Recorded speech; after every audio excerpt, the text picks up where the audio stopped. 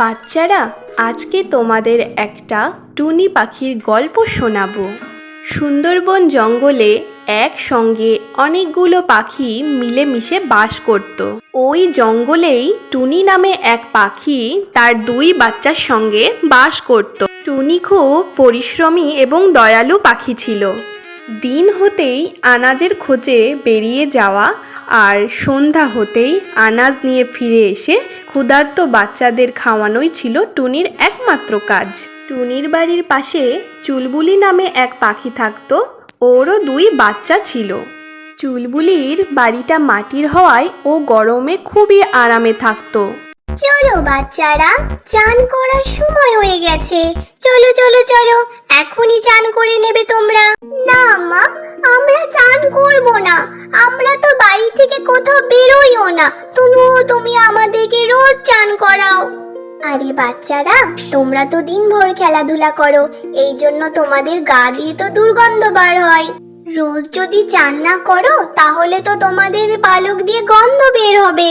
চুলবুলির বাচ্চাদের প্রতিদিন চান করা একদম পছন্দ ছিল না, তবুও ওর মা ওদেরকে রোজ চান করাতো। চুলবুলি তার বাচ্চাদেরকে চান করালো আর বাড়ির পাশে শুকোতে দাঁড়াতে বলল। চলো, এখন আমার কাজের সময় শুরু হয়ে যাবে। জঙ্গলের সব পাখিরা এবার যে আমার সুইমিং পুলে চান করতে আসবে যে। হ্যাঁ হ্যাঁ, তুমি জানো তো এক বাচ্চার জন্য একটা করে বেরি লাগবে। হ্যাঁ তো, আমি জানি তো, এই নাও দুটো বেরি। পিঙ্কিও নিজের বাচ্চাদেরকে চান করালো। এক এক করে জঙ্গলের সব পাখিরা নিজেদের বাচ্চাদেরকে চান করালো।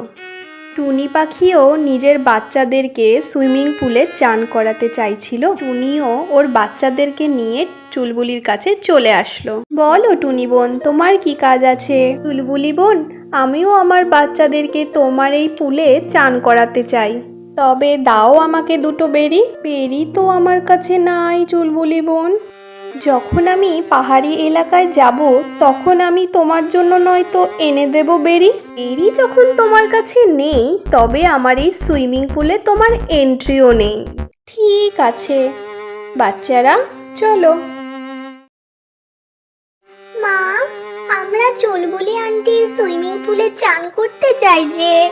একথা বলার পর টুনি পাখি তার বাচ্চাদেরকে বলে, না বাচ্চারা, চলো আমি তোমাদেরকে পাশের নদীতে চান করিয়ে নিয়ে আসি।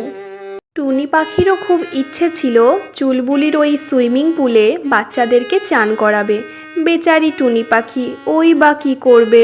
চুলবুলি পাখি তো চান করার জন্য বেরি চাইছে, আর বেরি গাছটা তো পাহাড়ের অনেক উঁচুতে। টুনি তো ওর বাচ্চাদেরকে ছেড়ে অত দূরে যেতেও চায় না।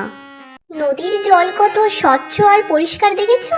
নাও নাও নাও, তাড়াতাড়ি তাড়াতাড়ি চান করে নাও তোমরা। আরে কালু দাদা, তুমি হঠাৎ এখানে? আরে টুনি, তুমি কেন এত মন খারাপ করে বসে আছো? কি হয়েছে বলো তো শুনি। আরে দাদা, আসলে এমন কিছু না, আমার সোনামনারা না, চুলবুলি আছে না, ওর সুইমিং পুলে চান করতে চাইছে, কিন্তু চুলবুলি বোন এর জন্য বেরি চাইছে। আর তুমি তো জানো কালু দাদা, বেরি গাছ তো পাহাড়ের অনেক উঁচুতে, আর আমি আমার সোনামনাদেরকে ছেড়ে অত দূরে যেতে চাইছি না। আচ্ছা আচ্ছা টুনি, তুমি এত চিন্তা করো না, আমি তো পাহাড়ি এলাকায় যাই, আমি নয়তো ওদের জন্য বেরিয়ে এনেই দেব। আহা, বিশাল বড় একজন এসেছে, তোমার কাছে কি আর অন্য কোনো কাজ নেই গো? এত তোমার তো আর বউ বাচ্চা নেই, এক কাজ করো না গো, তুমি সমস্ত পাখিদের খাবার ফ্রিতেই এনে দাও। দেখ টুনি, নিজের দুঃখের কথা না নিজের কাছেই রাখ, সব সময় আমার স্বামীর সাথে শেয়ার করতে আসবি না, ঠিক আছে? আমার স্বামীর না আরো অন্যান্য কাজ আছে। বেরি আনতে হলে না নিজেই পাহাড়ি এলাকায় চলে যা, ঘ্যান ঘ্যান করবি না। টুনি মন খারাপ করে বসেছিল, ঠিক সেই সময় বুড়ো তোতা চলে আসে। টুনি বল, তুমি শুধু শুধু চিন্তা কেন করছো? আমি বাইরে থেকে সব শুনতে পেয়েছি।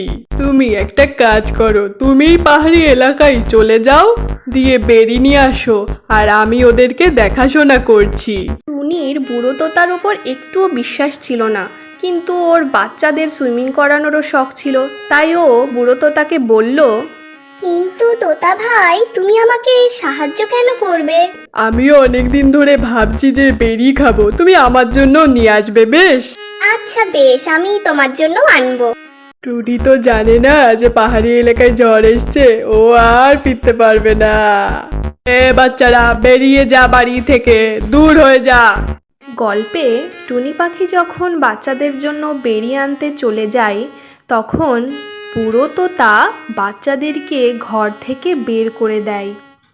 আর ওইদিকে বুড়ো তোতা টুনির ঘরের মধ্যে বসে আরাম করতে থাকে।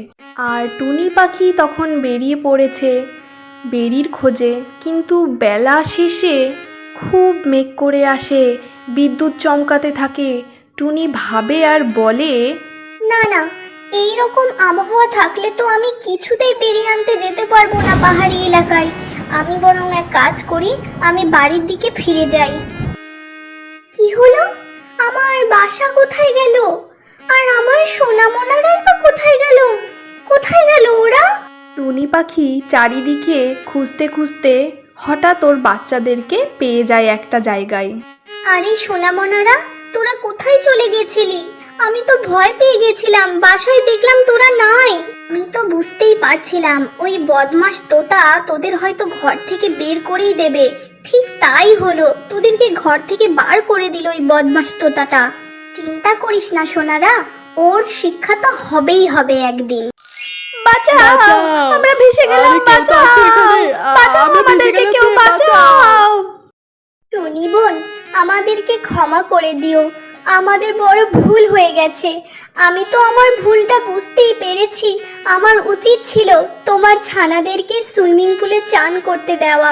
আজ আমি চান করতে দিইনি বলে আমার এই অবস্থা হলো। আমার বাসাটা ঝড় বৃষ্টিতে পুরো গলে গেল আমার বাসাটা। তুমি যে বুঝতে পেরেছো চুলবুলি বোন, এটাই অনেক। এবার বুঝলে তো, কারোর মনে দুঃখ দিতে নাই। বন্ধুরা, চুলবুলি আর টুনির গল্পটা কেমন লাগলো কমেন্ট করে অবশ্যই জানিও। আর লাইক আর সাবস্ক্রাইব করতে কিন্তু একদম ভুলো না।